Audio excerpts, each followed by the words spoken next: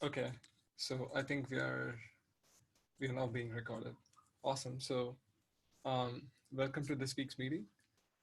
We have a few topics, and I think we probably have a packed meeting today.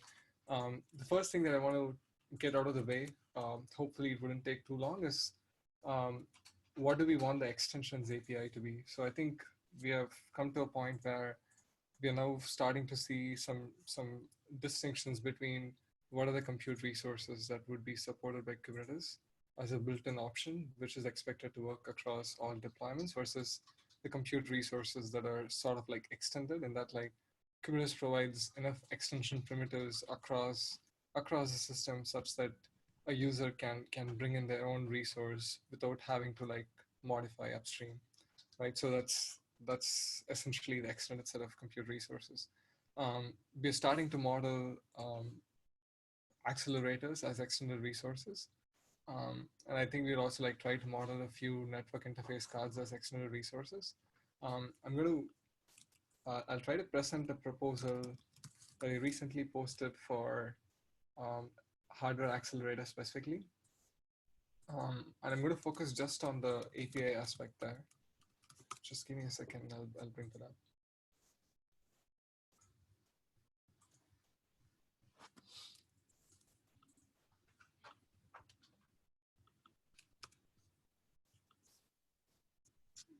I'm going to share my screen.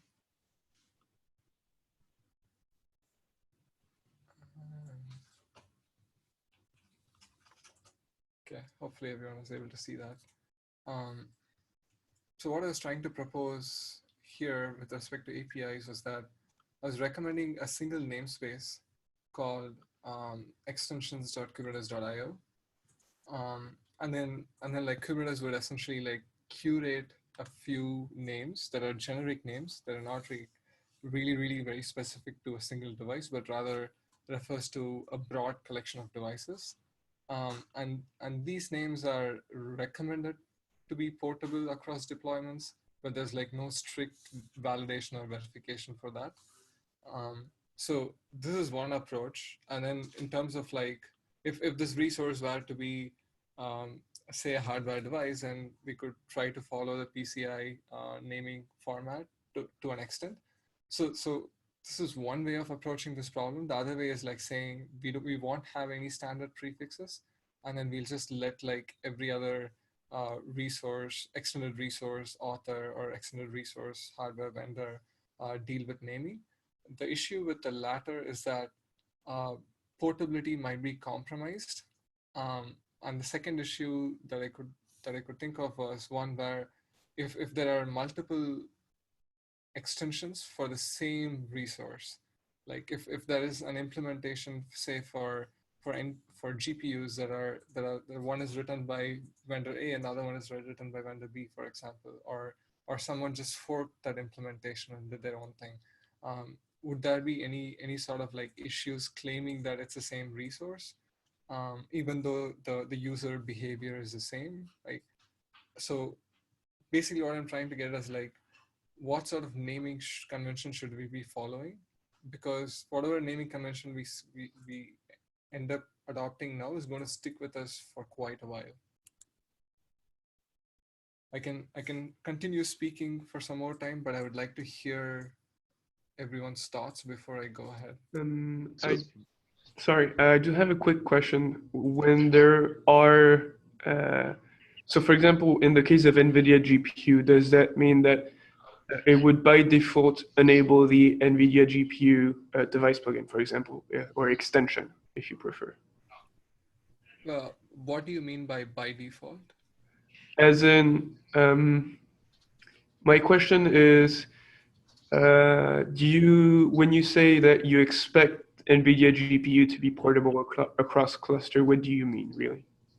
So what I mean is like you have a Kubernetes workload specification that's written to be portable across a broad set of NVIDIA GPUs, for example. Mhm. It's not necessarily all of them, but most of them that are supported by Kubernetes.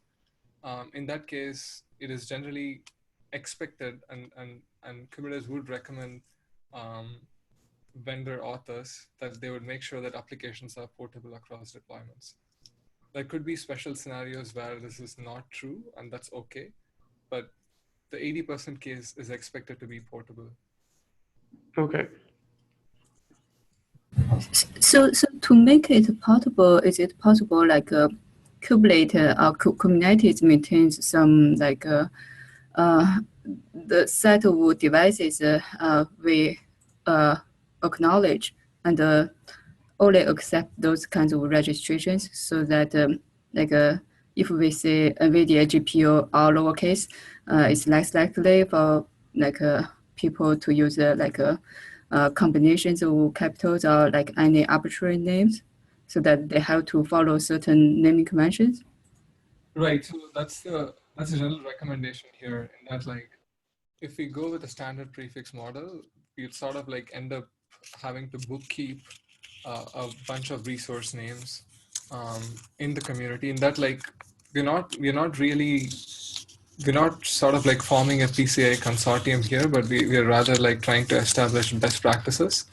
But even that has its own issues, and that like someone has to curate that, someone has to like document it, and like there has to be adequate information around like what exactly does it mean for a resource to be named foobar.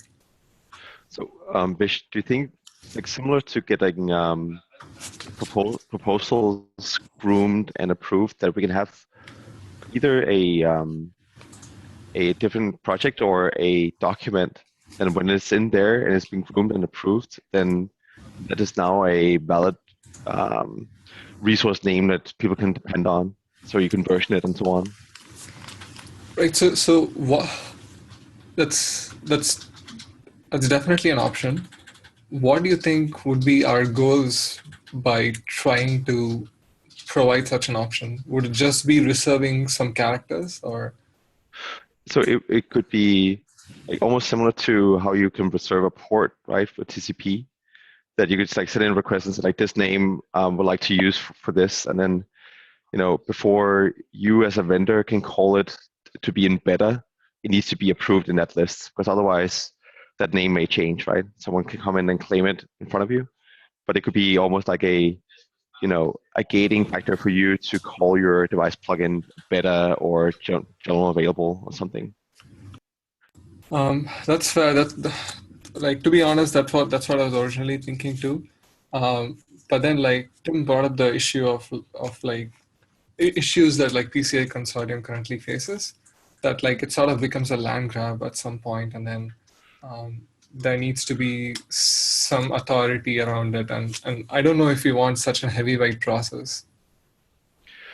The fact that we don't have like integers to fight over, but those are strings, people will probably not fend over. Let's say we won't go after any NVIDIA stuff if the device name is prefixed with NVIDIA, right? I don't know. I don't know if we want to speculate that there's going to be a huge issue if you have a list of maybe like 4 or 5 different device types, or thinking about maybe you can actually add wildcards. So you say something/star is now approved as valid names. Yeah. So are you suggesting that we only maintain, or we do not enforce, but rather we recommend a set of standard names, or are you also suggesting that we should enforce that list? Not enforce, but it could be like it's more in terms of when vendors go out and say it is now available, people tend to be fairly optimistic that way, meaning that something is actually in a prototypal state. So it could be some kind of guidelines around the maturity of a device plugin, saying you can get this check mark if you're in this list, and it could be in this /docs or somewhere. But there'll be somewhere you can refer to, and then people are happy when their device makes it in there, so they can call their device like maturity, validity, like the higher state, if you know what I mean. Okay. So I've gotten some positive feedback for having a common namespace. Is there anyone on the call who thinks that that's not a good idea and that we should just let external resources use custom domains and like not bother with handling naming? I don't have anything to say against it. I guess it was more of a plus one to kind of the notion that Nicholas brought up about having kind of like a one-stop shop where you can learn about what the set of plugins that the community thinks are good and that are accepted, just to kind of mitigate the fracturing of the ecosystem that you can see when you add so many plugins. Otherwise you could say, I just bought this hardware device and I want to use it in Kubernetes. I just start Googling for Kubernetes plus device name and see whatever pops up on GitHub. That's probably not going to be the best user experience. So if we can have some sort of like a catalog where we aggregate, you can easily search, is there support for this thing? I think it could be good. And it kind of ties into the naming, right? So just plus one. Right. The thing with, so one more thing that I want to bring up from what you said, Connor, is that when you said that in order to bless a plugin, it would have to be added to some list that the community curates, right? Does that include some sort of conformance? How do we know that a plugin is good and a plugin can be widely consumed? Like, what is the criteria for choosing one versus the other? What do you mean by choosing one versus the other? So if one of the issues that Connor brought up was that there could be multiple plugin implementations for the same hardware, and one of the benefits that we would get by having a single stop shopping location for hardware plugins for Kubernetes is that people don't have to just choose a random one from GitHub, but rather they can choose one that's been curated by the community. So whenever it comes to one, then there should be some very specific criteria, right? Because I can imagine that there might be two implementations, each of which offering slightly different functionalities, and there could be users who might want one versus the other. So stop me if I'm wrong, but isn't it a bit too early to expect a lot of vendors, or at least two device plugins actually conflict in terms of naming? So like, do we really have to? I mean, could we just? I think the idea of having a registry and having names, etc., is a really good idea. I'm just wondering, isn't it something that we can resolve case by case when it actually happens? Well, the thing is, like, we don't want some of us who are working on this problem now may move on and like look at other problems. We might not be sticking to this forever. So if you're proposing a new scheme for managing external resources, then it's better for us to like hash out the overall life cycle and like constraints for these external resources before we move on. So before proposing something, I also want to understand what are the other subtle issues that might be associated with these external resources, for example. That's a rationale for bringing this up now. In theory, like if we had a means to just treat this as alpha and then like slowly iterate over time, that would be great. But we do not have such a mechanism for resource names because we just have a string. And if we go with like alpha dot or beta dot prefixes to our resource names, then that's going to keep breaking applications. And I would much rather avoid that. We're already doing that with a few other resources. Right. So some thought on this. I think it seems very reasonable to start with like some well-known or like registered strings for device names or resource names. But have we thought like about another possibility to do the resource selection based on properties purely? Like I think some issue right now is like because we do this ID-based resource selection, right? Have we thought about like whether in future it's possible like we do the resource selection based on the properties resource export? Yes, Chaying, we have spent quite a bit of brain energy on like trying to have better resource selectors. But the thing is, like, we need to take baby steps towards that, and there are a few other problems that we have to solve before we can get there. Yeah, I definitely agree. Like, I think the current approach is probably a step moving forward, and I think it's the right direction we should take. Yeah. So Vish, couldn't we satisfy Tim's feedback by just having the suffix of the qualified portion of the resource name be extensions.kubernetes.io, but you could have something like nvidia.extensions.kubernetes.io/GPU? Like, doesn't just moving the vendor specific portion as a prefix to the qualified portion solve like Tim's concerns and make it clear like which vendors in particular are pushing these extensions without needing to have the name of the GPU appear in the local part? Well, the thing is, like, the pod spec at the end of the day is going to have the whole resource name, right? Like, including the domain and then the actual resource name.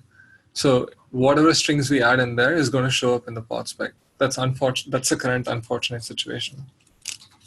Yeah. So I guess practically though, it makes it pretty clearly understood where to parse. I don't know. It keeps the qualifying part qualifying and the local part, generic. right, like Jane was saying, I think if we move to a world with like resource classes where the actual resource names do not matter, what matters is the properties, then I think the names themselves wouldn't matter.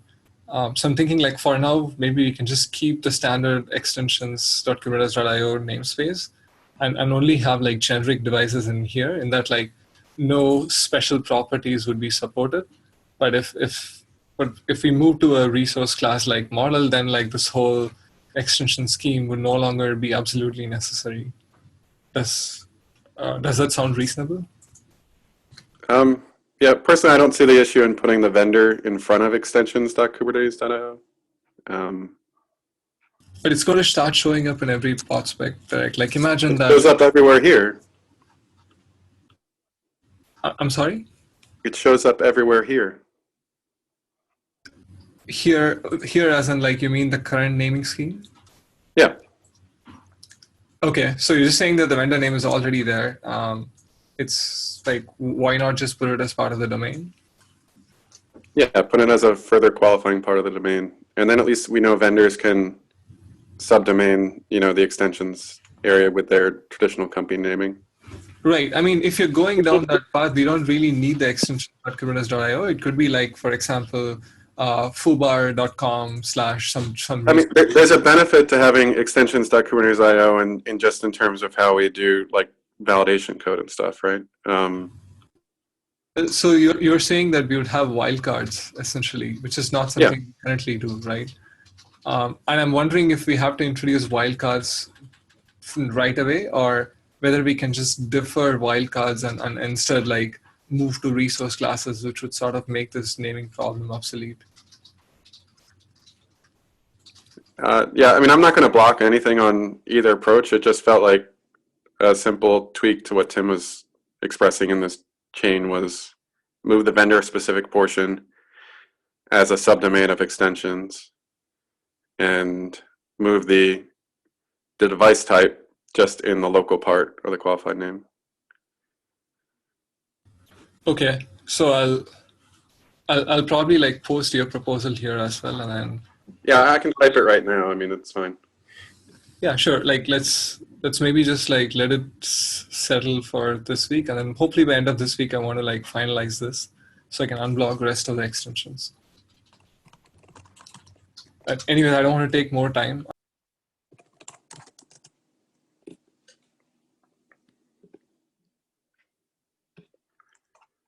Are there any next steps, or do you need reviews from anybody, or what's next for the proposal? You're muted. Oh, sorry. I definitely need reviews from more people. And I'm hoping that by end of this week, I can finalize the API scheme along with some like realistic guidelines on what we plan to do with the API for the near future, and like whether it'll be deprecated or not. Like I want to like hash that out so that the rest of the plugins that we are building or someone in the community is building will no longer be blocked by the API.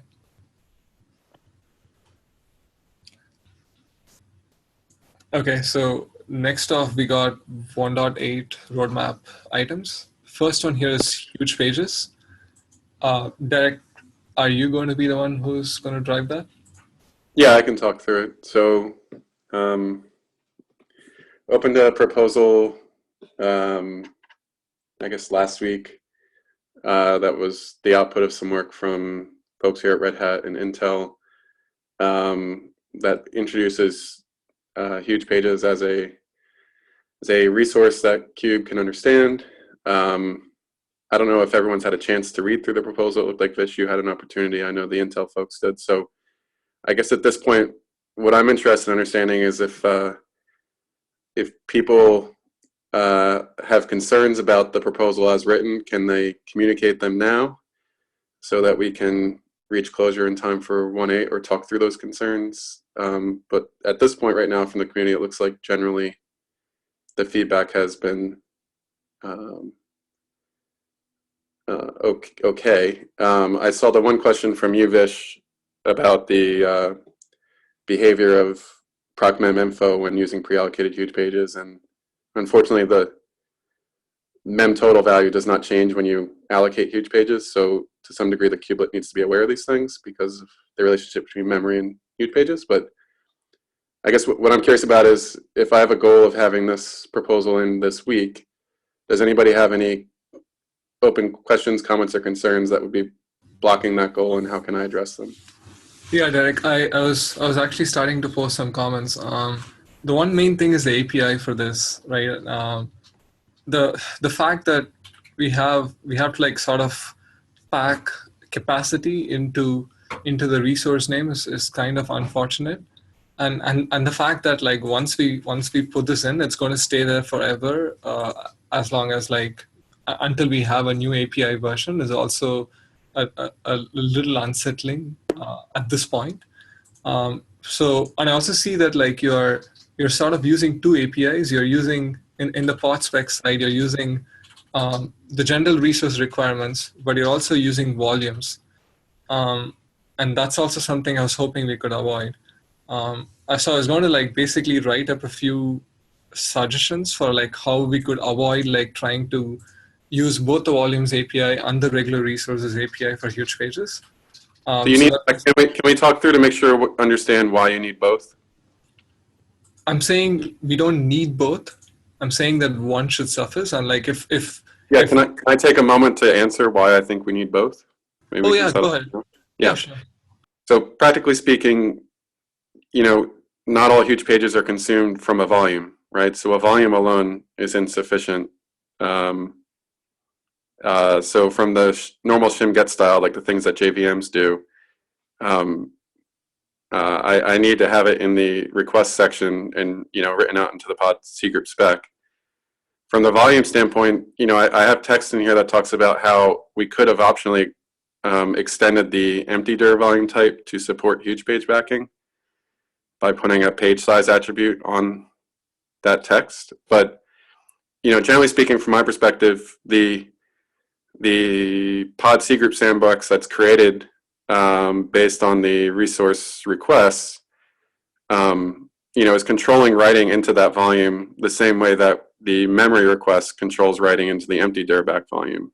And then from the page size comment there, having it in the spec, I mean, obviously in the OCI standard, the page size is a required attribute when working with huge pages today. I don't know a way of getting around it. So I guess from my perspective, I don't see a major issue in having the size enumerated, especially because using varying huge pages size have a huge impact with respect to how you would quota something. So can you kind of like go into a little more detail on what is upsetting you about having the size in the actual resource name? It's because like volumes, the whole volumes pipeline already has support for like specifying the minimum request size, and then getting getting a volume that would satisfy the minimum request. And like We Coda, don't have that with empty-dir though, right? no, not with empty-dir. So I was not going to recommend empty-dir. I mean, So although what distinguishes an empty-dir backed by normal pages from a huge page backed empty-dir? Because that's basically the use case we're trying to satisfy here. so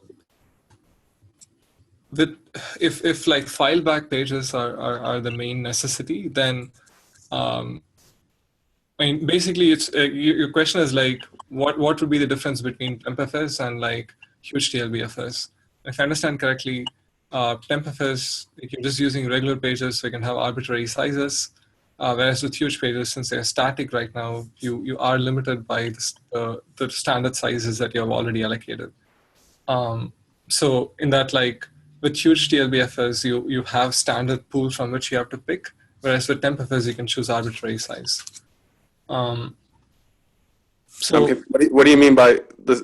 I'm confused. So you're kind of mixing concepts a bit here. So there's the size that you want your TempFS to be, but you don't have a way of specifying the page size that's used to fill that TempFS. Obviously, all that this proposal does is let you specify a page size. It doesn't let you size the huge pages volume itself. That's constrained by the resource request. So just curious, so I saw we use volumes, and have we talked to the storage SIG to say like what they think about this proposal? Because I think I can definitely see some similar requirements from their side. For example, they can define some SSD volume, but when they do resource selection, they may want to specify some selection criteria for the SSD volumes. They they may have multiple SSDs, but users may want to select some particular SSD volume. I just curious. I guess I don't understand the parallel between SSDs and this volume type. Like I understand we have an empty dir volume type. This use case is literally the same as empty dir. I want a memory backed volume. I mean, we can go and talk to the storage group about that. I don't know. I just want to say a plurality of volume types, I guess. Yeah, because we are using like the volume.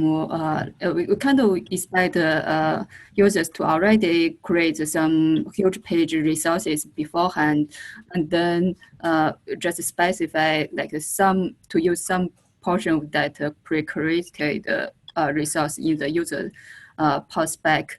But what we want especially is like to select some particular kind of pre-created resource, and they seem to share some similarity, like with storage volume.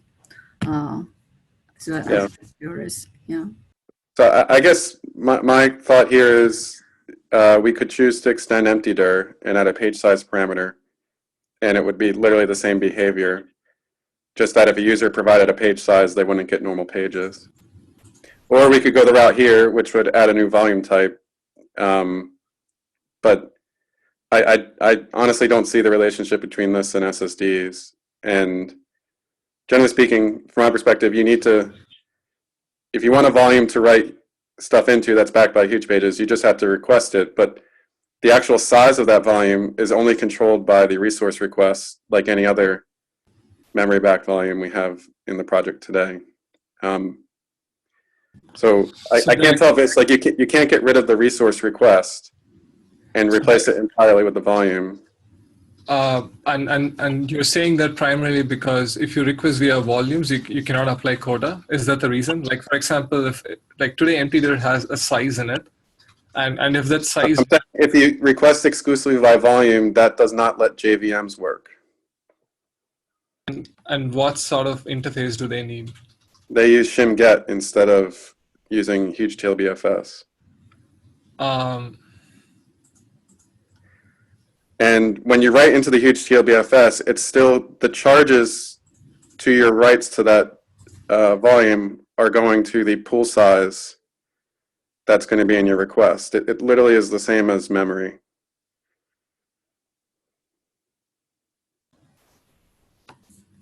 So I get it, Derek. Honestly, like, I think this needs more thought. You've definitely spent a lot of time thinking about this, and you should just give a few of us some more time to think about this. And as Jang said, I think we should also involve the storage sticks to an extent here, just to see if the volume changes are okay with them. Okay. But And independent of the volume changes, do we agree that JVM should be able to consume huge pages? I mean, clearly it's having a significant performance improvement for JVM, and so I guess if that's true, then yes. Okay. At the end of the day, we want applications to run well. So there's one more thing that I want to bring up, and that like static huge pages specifically, they're not really a portable resource. And Derek, I was telling this to you last week. So I'd much rather, like, the thing is, like, there's a clear... Can you explain what it means to be a portable resource in your language? Like, to me, a huge page means the same thing everywhere a huge page is supported. Well, what I mean is that, like, if you take CPU, memory, or storage, those are resources that are available on every Kubernetes deployment. Whereas yeah, but to be frank, CPU is actually more vague than, say, memory in huge pages, right? Can you elaborate that a little bit more? I mean, at least we're not talking about clock speeds and stuff is my point, right? Like, a huge page is a page of memory of a certain size. I mean, it basically means the same thing everywhere a huge page would have been exposed. And so, like, to me, when you talk about portable, it's like a GPU might be different depending on the vendor, but the meaning of a huge page is the same everywhere it be exposed. So what I'm saying is that huge pages as a resource is not really available across all Kubernetes deployments, specifically that like none of the cloud providers actually support huge pages. And like that's not true either. So I wasn't able to follow up on that, Vish. So I can use huge pages on M4 instances on AWS. I can use them on R3 database instances. We were able to use them on Azure instances. So it's really up to the vendor to decide if they want to support deployment models that pre-allocate huge pages. But like to say that the resource itself is not supported on those computing platforms isn't accurate. So what I'm trying to say is like, or I guess what I'm trying to ask you is that like when you allocate huge pages on these specific instances you're saying, are they actually backed by huge pages on the host? Or are they like... So definitely if I get an R3 AWS instance, that is backed by huge pages, yes. I mean, that's a real deal. Derek, just a quick thought. So what do you think about like we start with putting page size part of the volume name so that we can avoid like putting the page size at the resource request? What do you think we take that as the first step?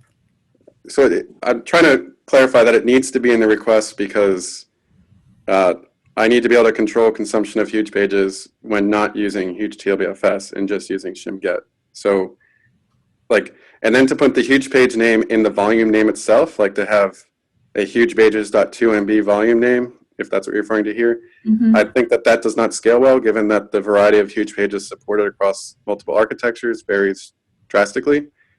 So while 2 megabyte and 1 gig are common, you know, there's a community of folks that are working on Cube on PowerPC, the sizes there differ. So I also think that generally as like an API modeling pattern, that doesn't gel well with what's done in the OCI. So I intentionally would choose to model something that way, or choose to not model. I wouldn't recommend doing that. So Derek, I think like we discussed a few issues here. One is like the portability of the resource. Then the other one is... Can we agree that we don't agree on the portability of the resource? I'm sorry, I'm getting some feedback. Can we agree that I do not agree on the portability comment? Yes, and I want to like do some background study before I answer, before I like basically continue that conversation, because I don't want to like waste your time because I've already done that work. So I would say like give us all some time to like ramp up to where you are on this, on the API portability aspect. And the second part is the API that you're defining is basically opening up a bunch of issues around our current API scheme, in that like we can't really express different types of the same resource, and that like you have 2 MB huge pages or you have 1 gig huge pages. That's one aspect of it. And then like you have some of these resources which are exposed as volumes or as like just directly through just like regular memory. So can we all like chew on this for a little bit before we rush towards finalizing APIs? So I guess what I'd like to do is understand, like, so we've had folks from Red Hat, I've had our kernel team look at this, I've had folks at Intel look at this who have internalized it. Like, at what point can we reach closure on this? I understand that you want to take time to get up to speed, but I'm apprehensive around letting this linger so that we can't meet our goals for this release.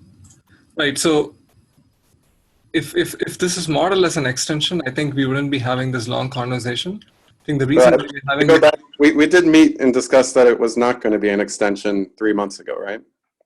Well, I mean, we didn't really fully understand what it means to be an extension, right? Like, extensions are not really resources that are sort of like third class and that like they're not really expected to work. It's just that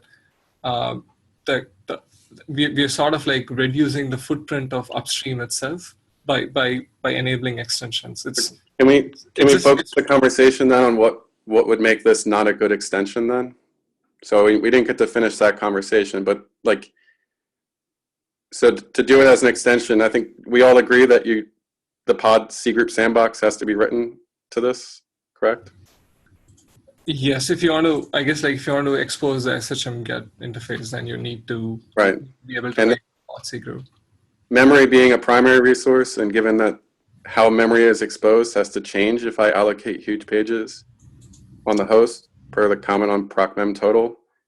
Like, given their interrelationship, wouldn't you think it's hard to make this an extension?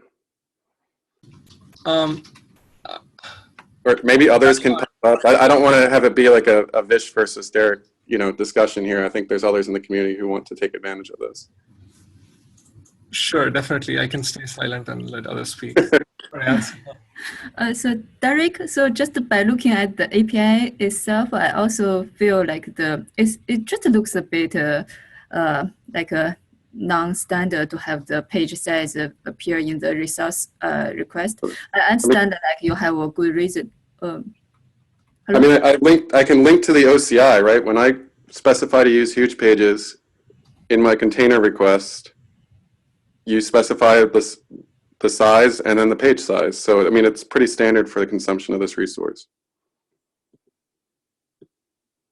I think just to chime in, for those who are maybe not as familiar with how huge pages are used in practice, maybe it'd be good to read up on how real applications actually use huge pages and how people who write those applications expect to interact with the system. I wouldn't call myself an expert, but based on everything that I've learned in the last few months about it, this seems to be a totally reasonable and unsurprising way to consume them. So maybe it's just a sort of a dissonance between what's been in Cube historically and this new sort of application that hasn't historically been well supported on Kubernetes. Yeah, and maybe if we can just if people are wanting to get up to speed on this, I mean, I don't think that's unreasonable, but I think that we need to that needs to be time boxed. So, I mean, Derek would like this now, and people want to learn about huge pages. I mean, by what date in the future can we say, okay, anyone who cares about this needs to research it by then and kind of be, I guess, have what's in their opinion, a informed opinion. That kind of sounds condescending, but an informed opinion about it. Or a viable counter proposal. Yes. Like right now, my issue is that the device plugin is not a viable counter proposal because it prohibits my ability to write to the pod level C group and does not let me sufficiently reduce allocatable on the node accordingly to the pre-allocated huge pages. So, Derek, fair enough. I think you're bringing up like good points. The only thing I would say is like we should definitely discuss this in a storage SIG too. I think they have a meeting this Thursday or maybe next Thursday. I don't know when it is. One of the next few. The last thing I'd like to do is just, would it help if we came up with a stateful set proposal, right? And on my end, I was trying to look at all of the applications or database vendors in the world that would want to adopt Kubernetes stateful sets. And almost every one of them would want to be able to take use of huge pages if their application was of any, size. So I did put in the proposal a number of the existing database management systems in the world that I think we would all agree we want to be able to run on Kube, all of which would take advantage of this feature, at least when running on-prem or potentially in selective clouds. So I don't know if I could provide more use cases or more anything would help, but I mean, I think the resource is very broadly applicable. Yeah, Greg, that's actually really useful information. Can you also mention that in your proposal, the fact that this is applicable to a broad set of, maybe if we have an actual list of applications that would benefit, that'll be helpful. Yeah, so you did notice that you have a few in there. Yeah, it was MySQL, Postgres, Mongo, Oracle, literally every database management system. I think if we can mention that in the proposal, that'll be helpful. And if you can also mention the fact that there are certain kinds of public cloud instances that also support the real deal huge pages, that would also be helpful. I can do that this week. Thank you. And I'll get back to this proposal before our next week's meeting, if at all there is a counter proposal.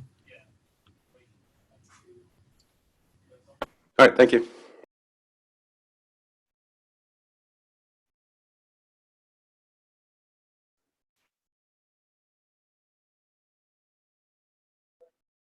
Oh, sorry, I was muted. Next up on the agenda, we have CPU manager update, but we also have vertical in-place resource scaling. I don't think we can go over both of them given that we have 15 minutes. Should we just choose one and go with that?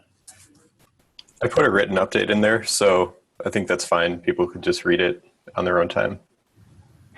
It's okay. Nothing critical, just progress is happening and reviews welcome. Okay, awesome. So I guess the major update is that the design proposal has been merged, and I just noticed this morning that Derek had reviewed it and then it got merged, and that the implementation is actually moving forward. Is that it, Connor? Yeah, I think that's most of it. Okay. Seth, feel free to chime in if you have something to call out. No, just we're making good progress, and keep an eye on that.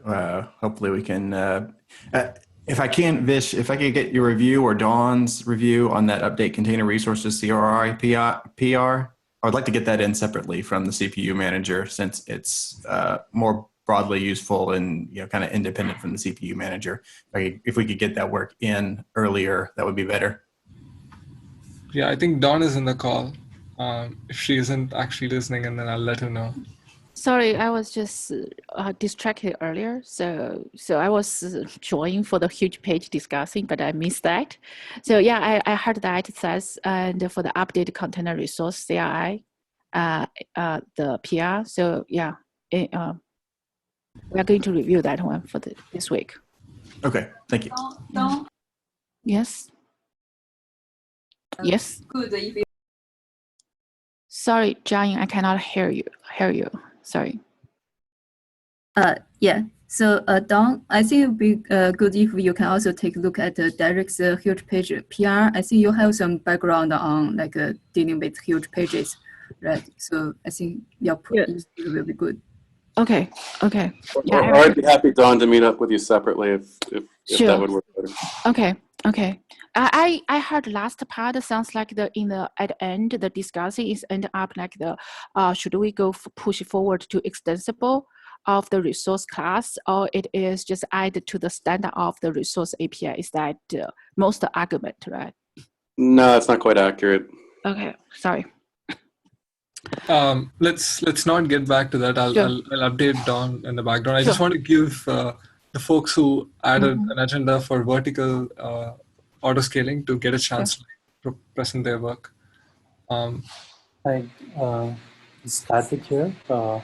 I I put that item up requested for its discussion today. So let me share my screen.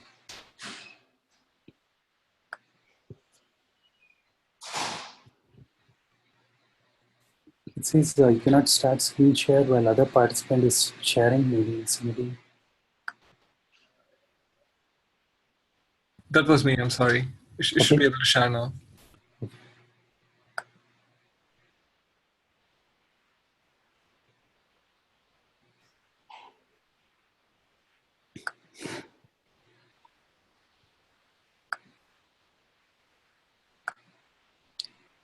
So hopefully you cannot see the screen that's being shared.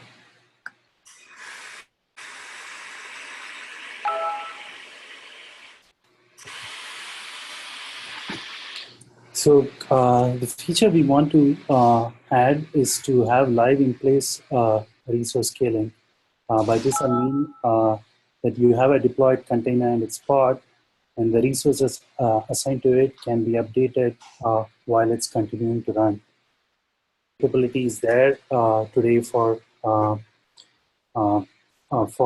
C groups. So essentially, the C groups support the ability to change the sizes on the fly. Just want to take advantage of it and have it available.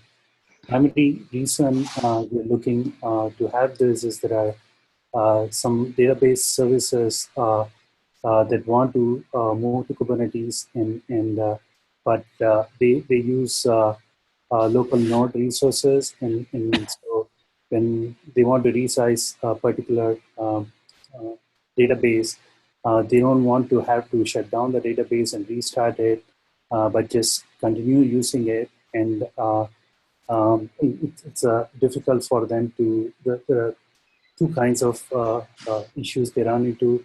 One, it may be feasible, but it's expensive, and they can have some performance impact. The other is if they restart and run, it's possible they get started on a different node, but they may be using local node resources. And so in that case, they want to restart on the same node, and they have to add all kinds of things to try and ensure that, and even that may not be guaranteed. So this gives them a way to just ask for more resources when the load is increased, or when the user of the database decides that they want to store more data in it, and so on. And so that's the prime motivation for it. And this is internally, there are folks who want to use it, and they made that a requirement for moving to Kubernetes, having this capability. And so we are trying to get this added as fast as we can. And so I want to bring this up. So today, I guess most of you probably know better than me the capabilities here, but just to have a level set, the Kubernetes supports horizontal resource scaling, like the primary resource scaling option. There is a way to update request and limit values, but introduced in 1.7 for stateful set in particular that we are targeting, they still need to be deleted and recreated. So the API introduced in 1.7 actually allow you to change the size, but it requires to restart the pod. Both the options supported there. And we want to go beyond that and be able to also have the option to restart on the fly. There are two aspects to this: the basic live resizing, so the pod spec will get updated with that. The second portion, we're thinking of it as a second but very related proposal, just to support the live scaling capability with more guarantee and increased chance of success, is to have a notion called reservations that allow you to specify a second resource quota that within which you can you're guaranteed to do the vertical scaling, the live resizing. I'll touch on that if you have time a little later. First, on the main vertical scaling extension, the idea is we want to have specifically stateful sets. I think it's generalizable beyond that, but our use case here is primarily stateful sets. And so in stateful sets, we would have an additional resource attribute that says resource resize policy, and you can have values for it that says just restart only, which would be like the value that you have for stateful sets today, and then an option for live resizable. And this will take care of kind of the declarative approach to specifying this. And we could optionally introduce an action annotation, which when the time of resizing comes, you can explicitly ask for a preferred resizing option, whether you want a restart or you want a live resize, or you want to try live resize, and if it's successful, go with that. Otherwise, just want a resize anyway, and then do a support it with a restart. Just as a example YAML here. So this is what I meant, like you would have an additional attribute, which would be resource resize policy.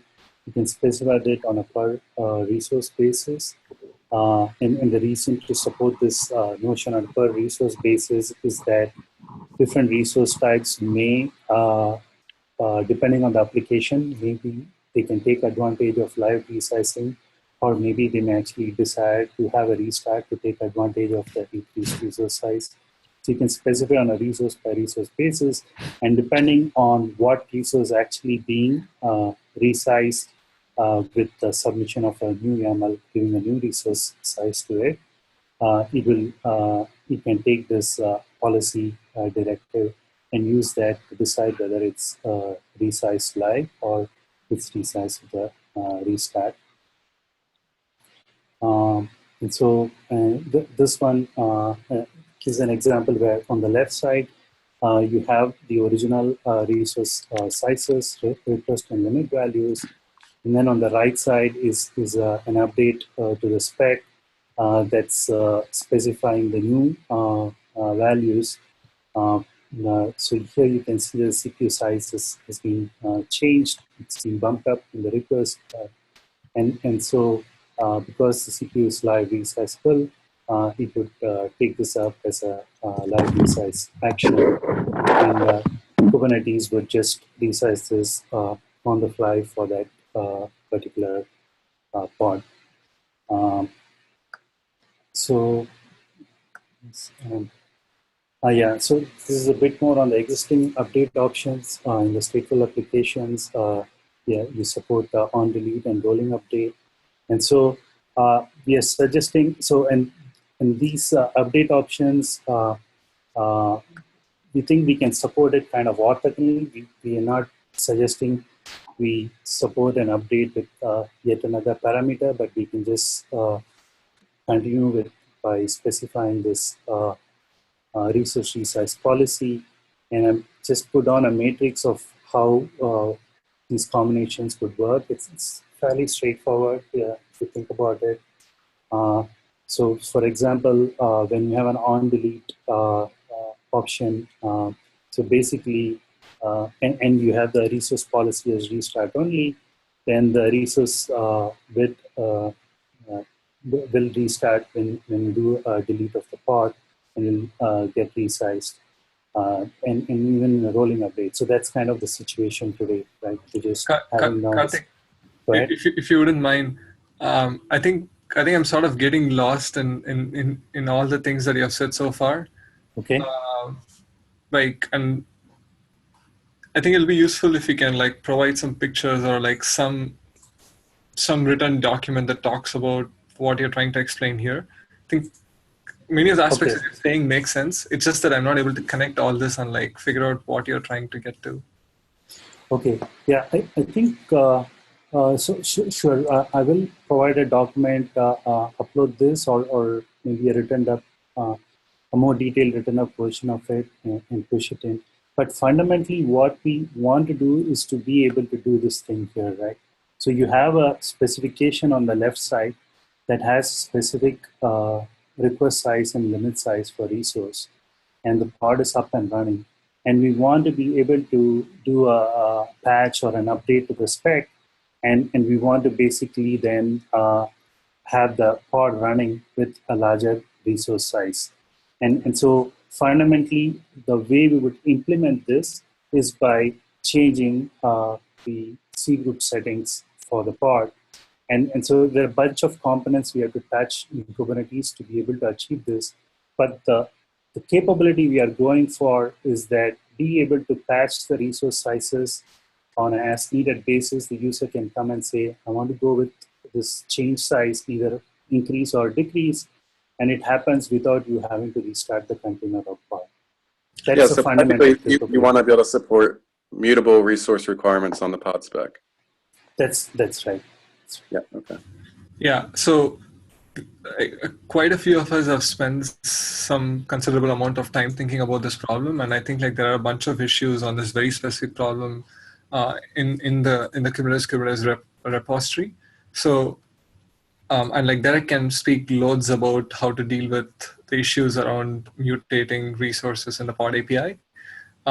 So what I would recommend as a next first step is to like have a doc that sort of like lists the high level goals and like whatever changes that you have discovered so far that you think are necessary in the system, and Okay. let others like express their opinions and thoughts and like provide pointers to existing like in basically existing investigation in this area before we get to the actual implementation questions. Okay. There are some like high level blockers.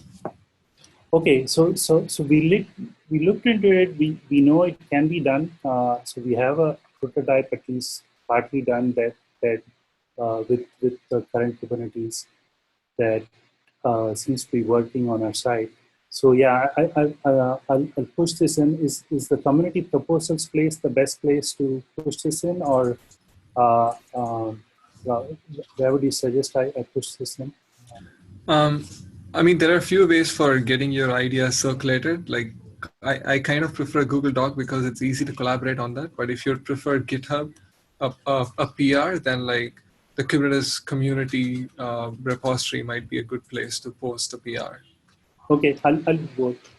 So whichever way people want to give feedback.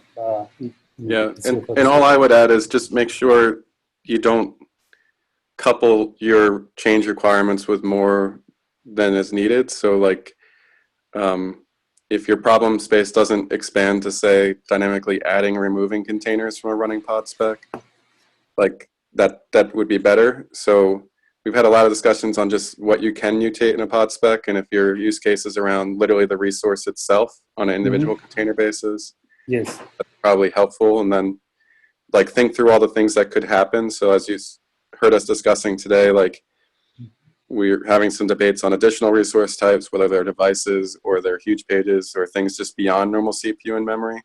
Maybe if you could just speak to each of those resource types individually, if it's a requirement for your use case, that would be helpful.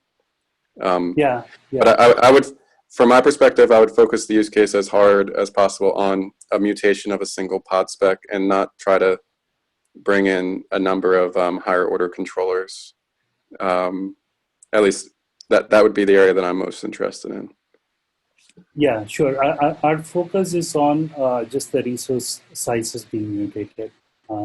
So yeah, I'll focus on that and add what we have thought through in terms of issues resizing different resources and so on.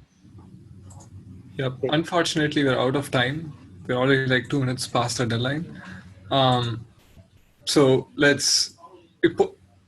Karthik, can you post your proposal and then like give the community a week or two to digest that, and then maybe bring this up again? Yes, I'll do that. Thank you. Awesome. Thank you very much. I think there's one more agenda item. I don't think we can go over it today. I think it was about logistics, GitHub team, and things like that. So, whoever posted that agenda item, can you send an email to discuss that? Yeah, that was me. I'll put it on the list. So the last thing I wanted to propose was the Kubernetes face-to-face for Federation is next Tuesday and would probably conflict with this time. Would there be any objections to moving our next meeting to Wednesday? And then at least so I can make sure I can attend, and then maybe for folks who are in the Mountain View area, at least I'll be there. I'd like to meet up with some people. That's fine by me. Can we sort that out over an email, Derek? Yeah, I will send mail to the list. Awesome. All right, thank you. See you soon in person. Bye-bye, everybody. Thanks.